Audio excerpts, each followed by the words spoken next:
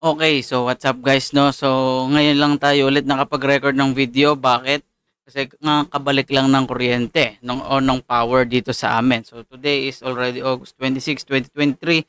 Supposedly dapat Friday ako mag-upload pero medyo busy ako hapon, so ngayon na lang, no? So in today's video, papakita ko lang sa inyo yung update sa traditional markets, and I will be showing you something na siguro kung narinig nyo, hindi kayo mabibigla sa mga nangyari ngayon. So this is our video from August 15, 2023. Ayan, kita nyo sa screen 11 days ago. So i-play natin, pakinggan nyo ng mabuti. Possible. A healthy price action, that is what I call it. So again, if the dollar is going to make this move, no, pwedeng si Bitcoin ay umangat ng konti, and then kapag nag-bounce si DXY or si dollar, pwede na magtuloy-tuloy din pababa si BTC, no? Pwede siyang Okay, yun lang yun. Gusto ko lang i-play muna sa inyo, no? So bago tayo magtuloy-tuloy sa part na to, gusto kong tandaan nyo yun. No, again, kung hindi pa kayo nakasubscribe, gawin nyo na. Ayan lang, i-click nyo lang yung button na yan, nakasubscribe na kayo. Siyempre, click nyo yung notification bell. Diba? So, ngayon, dito muna tayo kay Dow Jones. So, for me, this is the gold or the Bitcoin, kumbaga sa crypto at sa traditional market. This is the gold, and then the silver is going to be S&P, and then this is going to be Ethereum, kumbaga sa crypto market. Ganun siya. So, sa mga live sessions, live charting na ginagawa natin, I have been showing sa inyo na this could be a big rising wedge pattern dito kay Dow Jones. And as of right now, 'di ba, nakakita tayo ng open and close below the support area. Ibig sabihin, the most probable scenario is for this pattern to break down or to go down, no? So ano yung magiging target niya? This is going to be the first 32.7, 31.6, and the bottom of the wedge, syempre 28.7. So is it necessarily going to hit all the targets? Not really.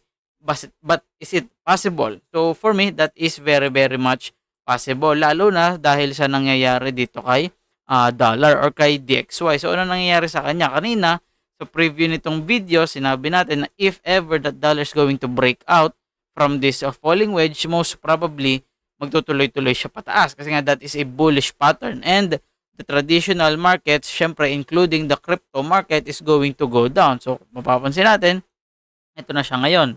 Pwede na siya or nag-breakout na siya. Hindi pa siya nakakapag-retrace, so we can expect a retracement. Saang area? So tingnan natin, pakita ko sa inyo kung saang area pwede magkaroon ng retracement. Ngayon, bubuksan ko yung ating support and resistance areas monthly to daily. Ayan, nakikita natin na nandito siya ngayon sa confluence ng daily na support and resistance area, and itong diagonal natin na or itong midpoint natin, no, na tinatawag midpoint, itong parallel channel natin na yan. So this is going to be the midpoint, yung diagonal na yan, that is the midpoint. So ibig sabihin magiging matigas yan. So we can expect a potential pullback from the dollar. So siguro pwedeng ang gawin nitong price action is something like this, pullback dito, sideways, and then eventually tsaka siya mag-break above, and tsaka siya magtuloy-tuloy pataas to hit the target. Again, the target of this falling wedge will be at the top of the wedge. That is going to be around 107.9 or siguro 108-ish, no? Ganon, mga around ganyang area.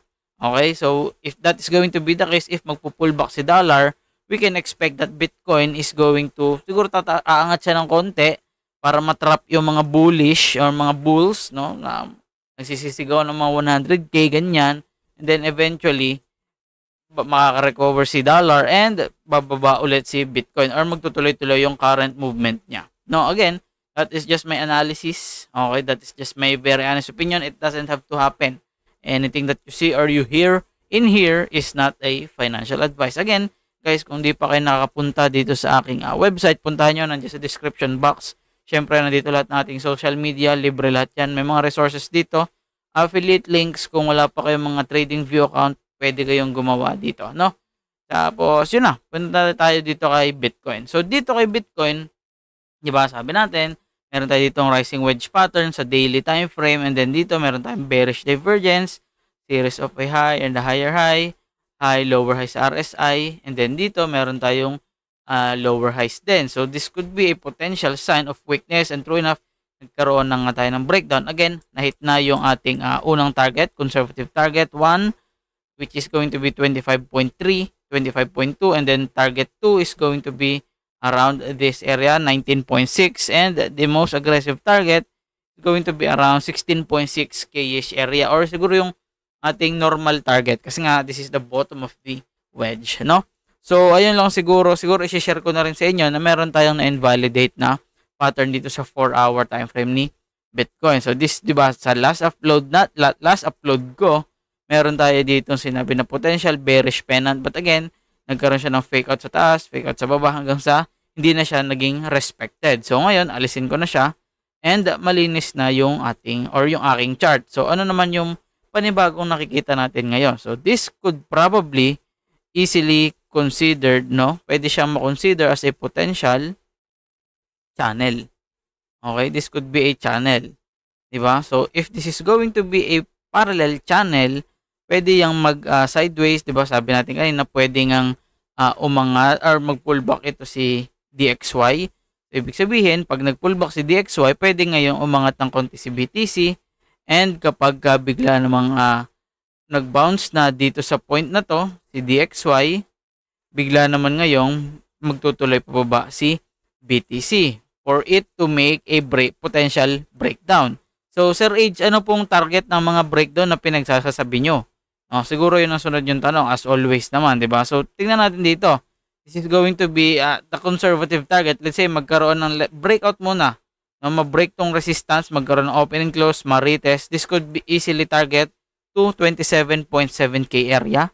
And let's say, if ma-break tong area na to, this is going to be crucial, August 28, no, or August 30, or at till the end of the month, pwede yan mag-target down to the 24.2k-ish area if i-consider natin to as a parallel channel. Okay? But if i-consider naman natin to as a potential na, anong tawag dito? Potential bear flag. No? Pwede kasi ito ma-consider din as a bear flag. So, since bear flag from the resistance to the potential breakdown point, no, this is now going to target at around the 23k-ish area. Again, that will heavily depend on the DXY's status. If ever nga na pumato ng ganito at biglang boom, bigla yang or if umangat bigla si DXY, bigla naman tong potentially bababa or babagsak si Bitcoin. Kasi nga, yung mga assets is mako-convert into cash or US dollar.